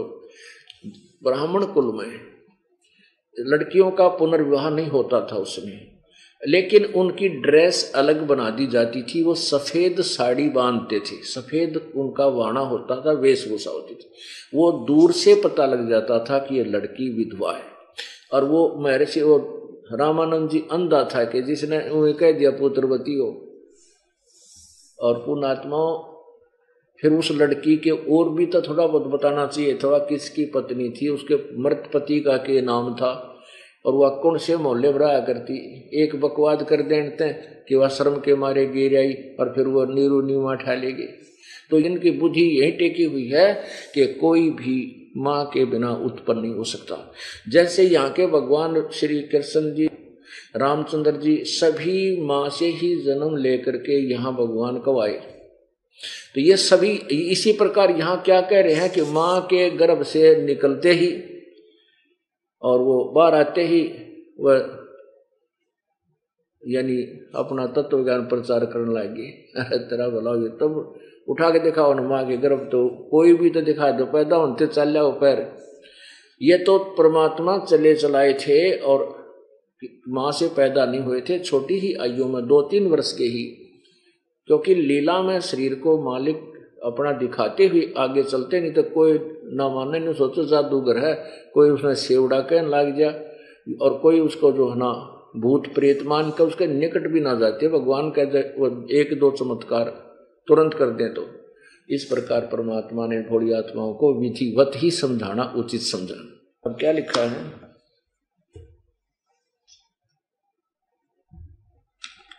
फिर देखिएगा। वामदेव माता के गर्भ से बाहर आते ही निकलते ही शिव तव के ज्ञाताओं में सर्वश्रेष्ठ माने जाने लगे। वे वेदों, आगमों, पुराणों और अन्य सब शास्त्रों के भी तात्विक अर्थों को जानने वाले थे। फिर वो घूमते फिरते रहते थे, इन सब संतों ऋषियों के साथ विचार विमर्श करते थे और उनके छक्के छुड़ाकर फिर आगे चल पड़ते थे। एक बार इसमें लिखा है कि वो वामदेव जी अपने कुछ शिष्य जो बन गए थे उनके साथ कार्तिकेय के पास गए, जो भगवान शिव का पुत्र है, उसको सकंद भी कहते हैं। उसके पास गए तो उनसे क्या वार्ता की, ये देखिएगा। पृष्ठ 610 पे शिव पुराण और कैलाश संहिता में श्री सकंद ने कहा, महाभाग मुनीश्वर वामदेव, तुम्हें साधुवाद है, क्योंकि तुम भगवान शिव के अत्यंत भक्त हो और शिव तत्वों के ज्ञाताओं में सबसे श्रेष्ठ हो। तीनों लोकों में कहीं कोई ऐसी वस्तु नहीं है जो तुम्हें ज्ञात ना हो, तथापि तुम लोक पर अनुग्रह करने वाले हो, इसलिए तुम्हारे समक्ष इस विषय का वर्णन करूंगा। इस लोक में जितने जीव हैं वे सब नाना प्रकार के शास्त्रों से मोहित हैं। परमेश्वर की अति विचित्र माया ने उन्हें परमार्थ से वंचित कर दिया है। परमेश्वर की अति विचित्र माया ने उन्हें परमार्थ से वंचित कर दिया है। अतः पर्वण के वाचार्थ भूत साक्षात महेश्वर को वे नहीं जानते। वे महेश्वर की सगुण निर्गुण तथा त्रिदेवों के जनक परब्रह्म परमात्मा हैं। मैं अपना दाहिना हाथ उठाकर तुमसे शपथ पूर्वक कहता हूँ, यह सत्य है, ये सत्य है, सत्य है। मैं बार बार इस सत्य को दोहराता हूँ कि पर्वण के अर्थ साक्षात शिव ही हैं। श्रुतियों और स्मृति शास्त्रों प्राणों तथा आगमों में प्रधानता उन्हीं को पर्वण का वाचार्थ बताया गया। अब देखो 611 पृष्ठ पे 2 लाइन और 1 लाइन और, वे ही साक्षात साकार और निराकार परमात्मा है। अब इन कित रो है, जो कि मैं ठोक कर कहता हूं शिव जी तो ऊपर कोई भगवान नहीं है, सत्य है, सत्य है, सत्य है। अरे बिरानवाटी और इन सारे की ज्ञान किसी को है नहीं, अपनी थ्योरी को फाइनल मान करके और पूरी दृढ़ बैठे।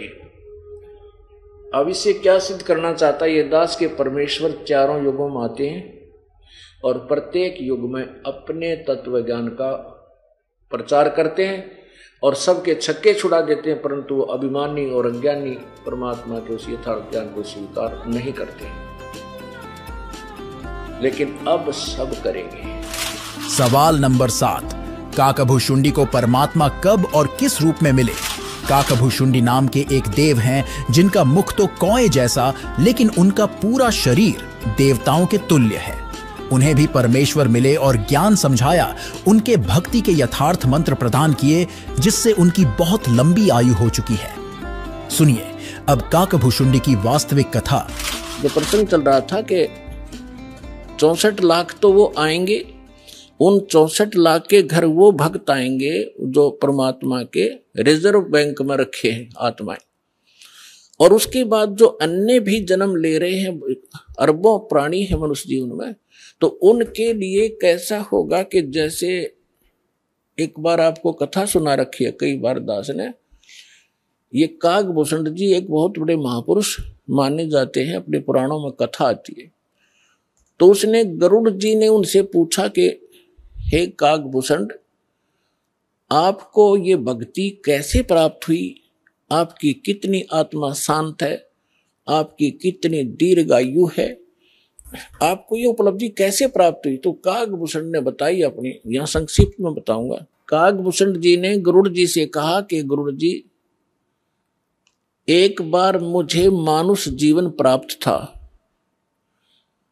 और मेरी 20 वर्ष की आयु थी।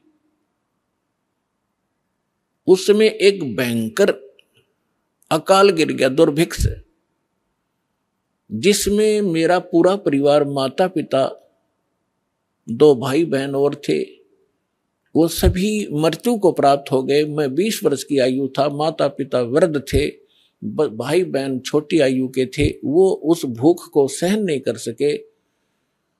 उनकी मृत्यु के उपरांत आसपास के क्षेत्र में भी बुरा हाल था, लाखों लोग मर गए थे। उस क्षेत्र को छोड़कर मैं अवंतिका नगरी में चला गया। वहां दुर्भिक्ष नहीं था, पेट भर रोटी खाई, भोजन पाया। लेकिन मेरी आत्मा में एक ऐसी प्रेरणा हुई, दुख हुआ कि ये क्या जीवन है? मेरे पिताजी का भरा पूरा परिवार उजड़ गया, ये क्या जीवन है? ये कैसा यहाँ लोक है? तो फिर बताता है कि उस जन्म से पहले मैंने असंख्यों जन्म प्राप्त हुए। अब दिव्य दृष्टि खुल जाने के बाद वो अपने पिछली हिस्ट्री याद आई उसको, जब वो भक्ति पर लगा उसके बाद गरुड़ जी को बता रहा है कि उससे पहले मैंने असंख्यों मानुष जीवन नाश कर दिए थे और मैंने भक्ति कभी करी ही नहीं। अब वो अकाल गिरा, मेरे माता पिता मर गए, भाई मर गए, कुटुंब नाश हुआ। अवंतिका नगरी में एक पंडित जी गुरुद्वारा, उसमें शिव द्वारे में, शिव मंदिर में कथा कर रहा था और कथा के बाद वो भंडारा किया, भोजन करते थे। मैं भोजन खाने के उद्देश्य से उन श्रोताओं में बैठ गया। मैंने कोई सत्संग से कोई लेना देना नहीं था। सभी उठकर चले गए, मैं बैठा रहा। पंडित जी ने पूछा, बेटा क्या बात है? मैंने अपना सारा दुख बताया। उसने मुझे एज ए अपना सन, बेटे की तरह प्यार किया पंडित जी ने, पुजारी ने, और कहा बेटा ये संसार तो दुख का घर है, आप यहाँ रहो, यहाँ भोजन पाओ और बेटा यहाँ मंदिर में सेवा करो, सत्संग सुनो, दीक्षा ले लो। मैंने उसकी सारी बात मान ली, वहाँ सेवा भी करने लग गया, लेकिन दीक्षा वाली बात मेरे समझ में नहीं आई। 6 महीने तक वो कथा सुनाते रहे, मनुष्य जीवन के उद्देश्य को बताते रहे। मेरा कति घर नहीं करी, जू नहीं रहेंगी। मेरे इतने पाप बढ़े हुए थे क्योंकि मेरे अंदर भक्ति कभी बीज पड़ा नहीं था। 6 महीने के बाद मैंने कथा तो सीख ली जो गुरु बताया करते थे। मैं युवा था, गुरु जी वृद्ध हो गए थे। मैं श्रोताओं को गुरु जी की अब्सेंस में, अनुपस्थिति में वो कथाएं सुनाने लग गया। सुरीली आवाज थी, युवा शरीर था। श्रोता मुझे मेरी बड़ी प्रशंसा करने लगे कि क्या बात भाई, आप तो बड़ा गुरु जी से भी बढ़िया सत्संग सुनाते हो, वाह भाई वाह, आपकी तो बड़ी प्यारी आवाज है। इस जीव को बहुत प्रकार से ये हानि होती है, वो फाउल पॉइंट भी आपके रूबरू किए जाते हैं ताकि आप फिर से गलती ना कर जाओ, इसलिए ये कथाएं सुनाई जाती हैं। अब उन श्रोताओं की प्रशंसा से मेरे अंदर हवा भर गई, मैं अभिमानी हो गया, अहंकार भर गया। एक दिन गुरुजी आए, मंदिर में पूजा के उद्देश्य से बाहर से आए और मैं श्रोताओं के बीच में बैठा था, प्रशंसा सुन रहा था। मैंने गुरुजी को बैठे बैठे ही दर्शन कर लिए, प्रणाम भी नहीं करा, बस यूं देख लिया। जबकि गुरु जी को खड़ा होके मैं खड़ा नहीं हुआ। मान बढ़ाई का मारा कि मेरी बेइज्जती हो जाएगी जब मैं खड़ा हो गया था, क्योंकि प्रशंसक सामने बैठे थे। अब गुरु जी को कोई ध्यान नहीं था, उसको तो कोई मतलब लेना देना ही नहीं होता। नियम बता दिए, जो पालन करेगा सफल होगा, जो तोड़ेगा खंडित करेगा वो दंडित होगा। गुरु जी जाकर मंदिर में अपनी पूजा अर्चना करने लग गए। आकाशवाणी हुई उस मंदिर में और भगवान शिव के पुजारी थे वो पंडित जी। आकाशवाणी हुई, भगवान शिव ने कहा कि रे धुरत, तेरे को 1 लाख वर्ष के लिए नरक में डालूंगा। ये आकाशवाणी सुन ली गुरुजी ने। अपने आत्मा परमात्मा के कबीर साहब कहते हैं, बहुत प्यारा बालक माँ का। गुरु पिता को अपना बेटा या बेटी बहुत प्यारी होती है, लेकिन माँ को पिता से भी कई गुना और प्रेम बच्चों में होता है, स्वाभाविक है। और कहते हैं गुरु जी को उससे भी 100 गुना होता, माँ से भी ज्यादा 100 गुना प्यारे होते अपने शिष्य। उनके भविष्य के बारे में वो इतना चिंतित रहता है। कहते हैं बहुत प्यारा बालक माँ का, उनसे बढ़कर शिष्य गुरुओं का।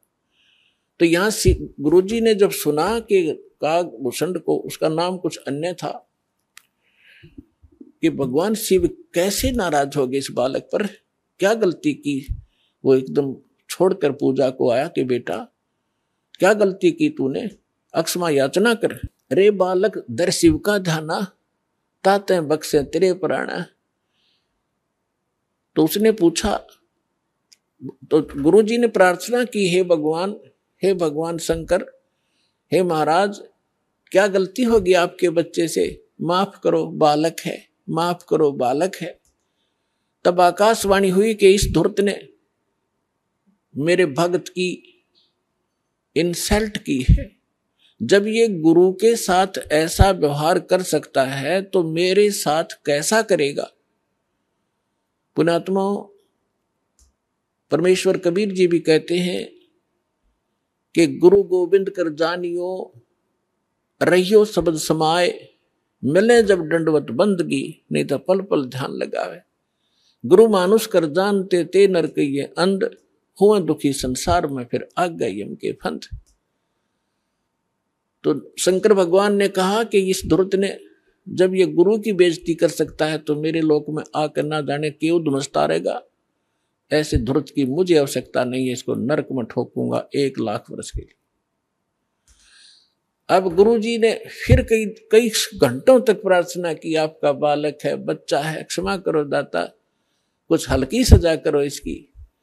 तब उसने कहा कि भाई देखो, मेरा वचन खाली नहीं जागा, जो बोल दिया ये वापस मैं ले नहीं सकता, इसको नरक में तो रहना पड़ेगा, लेकिन वहां यमदूतों से इसको कष्ट नहीं होने दूंगा। अब काकभूषण कहता है फिर मेरी कुछ समय के बाद मृत्यु होगी, मुझे 1 लाख वर्ष तक नरक में रहना पड़ा, लेकिन वहां यमदूतों ने भगवान शंकर की आज्ञा से मुझे कष्ट नहीं दिया, लेकिन रहना पड़ा नरक में। अब उदाहरण के लिए दास आपको सुनाता है कि जैसे कोई वर्तमान सरकार का मंत्री है और मंत्री का कोई मित्र है, उसकी किसी कारण से जेल हो जाती है, तो वो मंत्री उसको जेल से नहीं छुड़वा सकता।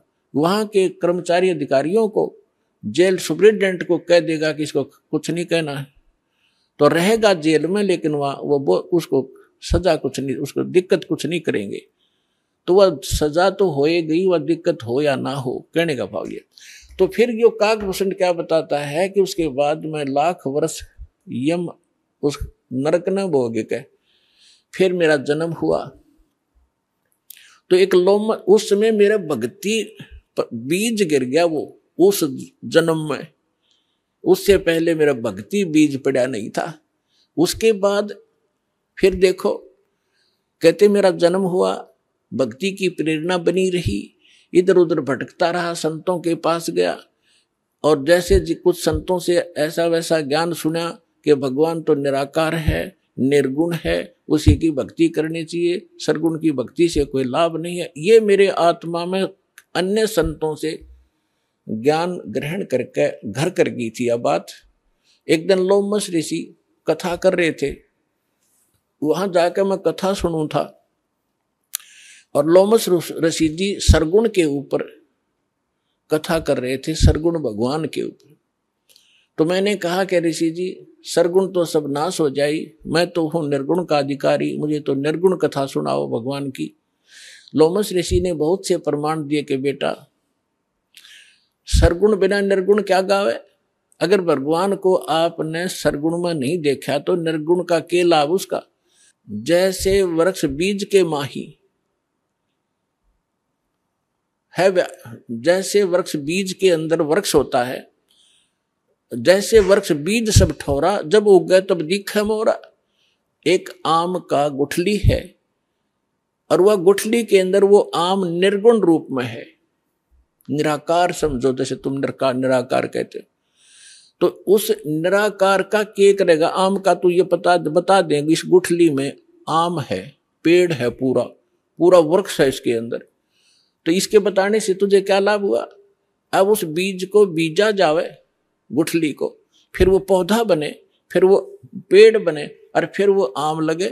तो सरगुण बिना निर्गुण किए गावे। तो भगवान का लाभ जो है सरगुण से ही होगा, निर्गुण के गीत गान तो नहीं होगा। अब कहने लगे मेरे ये उदाहरण बहुत से उन्होंने दिए, पर मेरी बुद्धि में ग्रहण नहीं हुए। मैं उनके साथ ऊट पटांग अभद्र तरीके से प्रश्नोत्तरी करता रहा, यानी मजाक तौर पे। लोमस ऋषि ने मुझे श्राप दे दिया कि तेरा चंडाल के घर, तू तो चंडाल के घर जन्म होना चाहिए, तेरे जैसे दुष्ट करे चंडाल, जा चंडाल बन। अब मुझे इतना एहसास हुआ कि मेरे से गलती हुई, मैंने क्रोध नहीं माना और मैं जो भी उन्होंने मुझे फटकारा डांटा, मैं ऐसे मायूस होकर देखता रहा। फिर मैंने हाथ जोड़कर चरण पकड़ के प्रार्थना की, हे ऋषि जी, इस दास को जन्म तो कहीं दे देना, पर एक आशीर्वाद दे दो, मुझसे गलती तो बन ही गई कि मेरे भक्ति की भूल ना पड़े।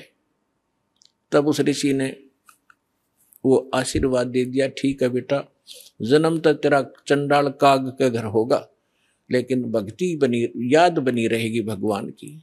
तो फिर उसने बताया कि मेरा कागभूषण रूप से एक काग चंड नाम का काग था, देवता, और ब्रह्मा जी की पत्नी अपनी हंसनी को लेकर जो ऋतु पर आई थी, उसको गर्भवती कराना था, कागचंड के यहाँ लेगी।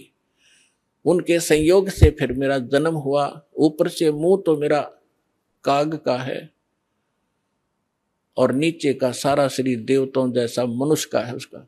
तो कहने का भाव दास का ये है। फिर क्या बताया उसने कि फिर जो मुझे आज जो वस्तु मिली, जो भक्ति मिली, एक जोगजीत नाम के संत मिले, ये परमात्मा थे। कहते हैं, गोता मारूं स्वर्ग में जा बैठूं पाताल, गरीब दास ढूंढता फिरूं अपने हीरे मोती लाल। कहते फिर जोगजीत नाम के एक संत मिले, वही परमात्मा स्वयं संत रूप में कहीं भी प्रकट हो जाते हैं।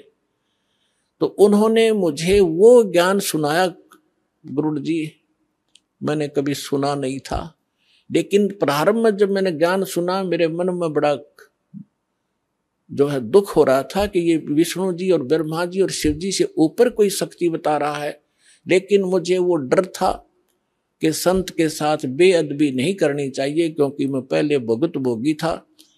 लोमस ऋषि के साथ मैंने उठपटांग प्रश्नोत्तरी करके मैं बड़ा दुख पाया था। मैं उनसे विवाद नहीं किया, लेकिन नम्रता से प्रश्न करता रहा, मन में फिर करता रहा। अंत में ऐसा समझ में आया, भूषण जी, गुरु जी, आज मैं जिस अतिथि में आज मैं हूं और जो ज्ञान मुझे प्राप्त है और जो भक्ति मुझे प्राप्त है, शायद किसी को होगी। तो कहने का भाव ये है कि उसमें भक्ति बीज पड़ा कितनी कठिनता से, कि 6 महीने तक ज्ञान सुनता रहा, नाम लेने की नहीं सोची। इतना अंदर हमारे जो पाप कर्म घर कर चुके होते हैं, जिन्होंने किसी जन्म में भक्ति ना की हो। और फिर भक्ति की शुरुआत हुई और परमात्मा ने उस आत्मा को अपनी शरण में लेने के लिए सारी क्रिया की। लोमस ऋषि से पहले उसको इतना डरवा दिया, यदि उस समय लोमस ऋषि कागभूषण को वो श्राप नहीं देता, वो डर उसके दिल में ना होता, तो परमात्मा का ज्ञान तो पुण्यात्माओं वो कभी नहीं सुन सकता था। आज आप देखते हो जितने भी पुण्यात्मा यहाँ आए हैं, आपने पहली बार यो ज्ञान सुना होगा तो आपकी सुई कभी 100 पर, कभी 0 पर, कभी ऊपर कभी नीचे हुई होगी। ये क्या बक रहा है, कहाँ से ले आइए ज्ञान। और फिर देखिए आपने प्रमाण, अब दांतों तले उंगली दबा रहे हो आप। तो कैसे कहते हैं, 100 छल सीधर मैं करूं अपने जन के काज।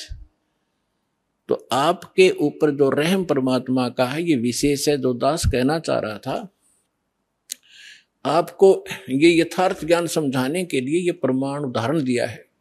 4 मुक्ति जा चंपी करती माया होरी दासी, जिस माया के पीछे आप भाग रहे हो, कोठी बना लूं, बढ़िया खाना खाऊं, ऐसे कर लूं, कार ले लूं। कहते वहां विमान है आपके पास, प्रत्येक प्राणी के नारे नारे, और सारा भरपूर है वहां सारा घर।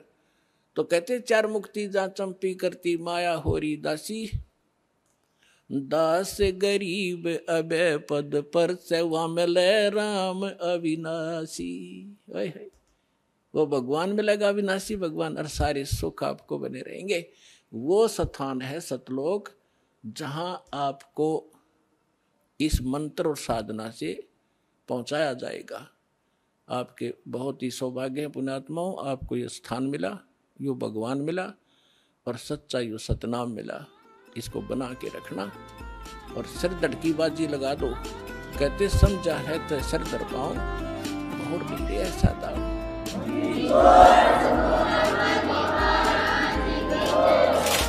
दर्शकों, आज के इस एपिसोड में आपने जाना कि ब्रह्म के 21 ब्रह्मांडों और उसके एक ब्रह्मांड की व्यवस्था के विषय में। साथ ही आपने जाना कि काल के 5वें मध्य वाले ब्रह्मांडों में 13 युग होते हैं।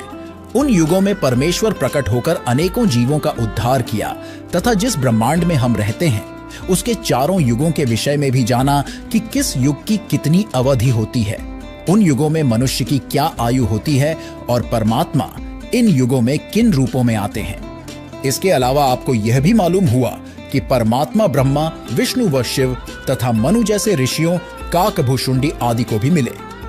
इस एपिसोड के अगले पार्ट में हम जानेंगे परमेश्वर कबीर जी के सतयुग, त्रेता युग और द्वापर युग में प्रकट होने की लीला के विषय में, और यह भी जानेंगे कि परमात्मा इन युगों में किन किन महापुरुषों को मिले और उन्होंने इन युगों में कौन कौन से चमत्कार किए। तो ऐसे ही सत्य और प्रामाणिक आध्यात्मिक ज्ञान को जानने के लिए प्रतिदिन देखिए संत रामपाल जी महाराज यूट्यूब चैनल। आइए अब हम उन श्रद्धालुओं के अनुभव जानते हैं जो जगत गुरु तत्वदर्शी संत रामपाल जी महाराज जी से दीक्षा प्राप्त कर चुके हैं तथा उनके द्वारा बताए गए भक्ति मार्ग पर चल रहे हैं। सर नमस्कार। नमस्कार जी। आपने संत रामपाल जी महाराज जी से नाम दीक्षा ली, आपको क्या क्या लाभ मिला? जी देखो, सबसे बड़ा लाभ तो ये मिला कि हमको मुक्ति का रास्ता मिल गया भगवान की दया से।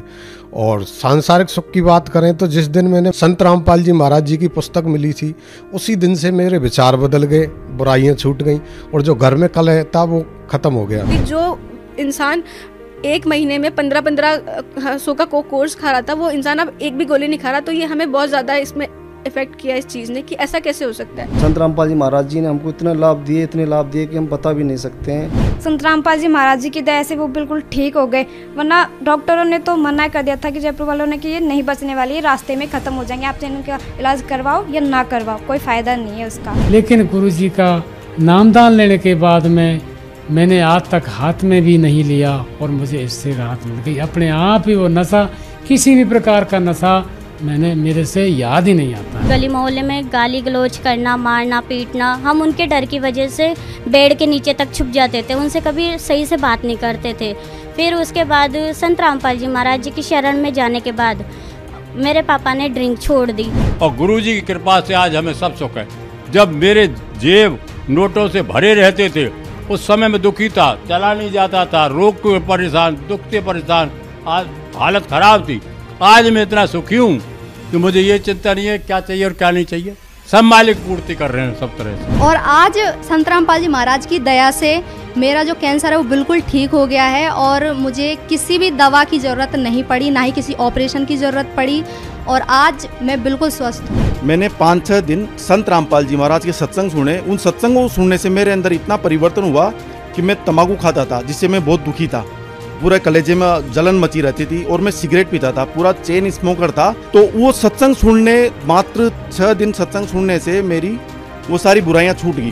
पहले प्रथम नाम जब मैंने लिया तो 4 महीने के अंदर मेरे बेटी की जो तकलीफ थी वो बिना गोली, बिना इंजेक्शन, बिना ऑपरेशन की दूर हुई। सदगुरु रामपाल जी महाराज जो हैं वो सच्ची भक्ति बताते हैं, वेदों के अनुसार, गीता के अनुसार सच्चा नाम देते हैं, जिससे आत्म शांति मिलती है, सुकून मिलता है। हमारी पत्नी के कैंसर था और कैंसर पूरे शरीर में सारी गांठें हो गई थी और गांठें इतनी थी कि पूरे शरीर में गांठ होकर उनमें जलन मच रही थी। हम सब जगह उनका इलाज करा चुके थे और थक चुके थे, हमें कोई आराम नहीं आया था। जब हमने संत रामपाल जी महाराज से नाम दीक्षा ली उसके बाद ठीक हो गई। आज संत रामपाल जी महाराज जी की दया से मेरे पति ना तो दारू पीते हैं, ना गुटखा खाते हैं, ना गोश्त मांस खाते हैं। जबकि हम अन्य तांत्रिकों को हम जो लाखों रुपए, डॉक्टरों के चक्कर में लाखों रुपए हम बर्बाद हो चुके थे, संत रामपाल जी के नाम दीक्षा लेने के लिए ना तो हमको 1 रुपये वहाँ देना पड़ा और बिना दिए, मतलब के नाम से बिना दान दक्षिणा के भी हमारी पत्नी आज तक बिल्कुल रोग मुक्त है और पूरा परिवार स्वस्थ है। तो मतलब तंबाकू के बिना तो वो रह ही नहीं पाते थे। कभी कभी तो मैं खुद उनके तंबाकू उठा के फेंक देती थी कि घर पे नशा नहीं करना करके। लेकिन जिस दिन से उन्होंने संत रामपाल जी महाराज से नाम दीक्षा लिए हैं उसके बाद से उन्होंने नशा करना तो छोड़ो, अगर कोई घर पे आया और मांगे कि बीड़ी पीने के लिए हमको माचिस भी चाहिए तो वो भी नहीं देते हैं। तो इतना ज़्यादा हमारे लाइफ में चेंजेस आया है संत रामपाल जी महाराज की वजह से।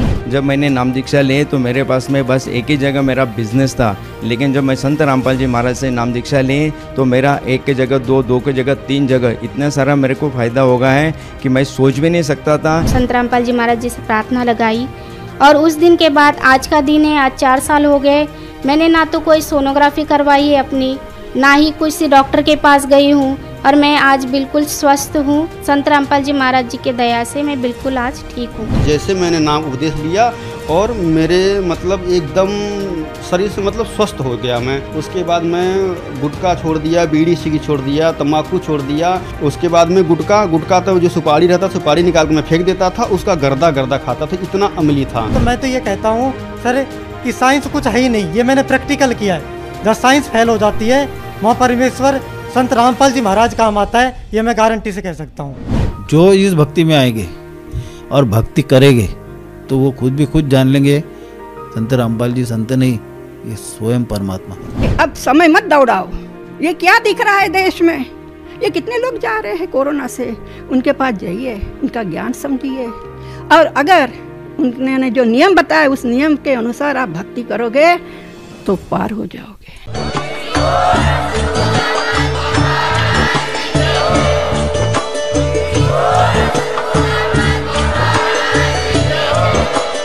आप सुन रहे थे जगत गुरु तत्वदर्शी संत रामपाल जी महाराज जी के मंगल प्रवचन। अधिक जानकारी के लिए विजिट कीजिए हमारी वेबसाइट www.jagatgururampalji.org। संत रामपाल जी महाराज जी के शुभ आशीर्वाद से पूरे विश्व भर में 500 से भी ज्यादा नाम दीक्षा केंद्र हैं, जिन पर संत रामपाल जी महाराज जी द्वारा ऑनलाइन निशुल्क नाम दीक्षा दी जा रही है। अपने नजदीकी नाम दीक्षा केंद्र का पता करने के लिए संपर्क करें 8222880541।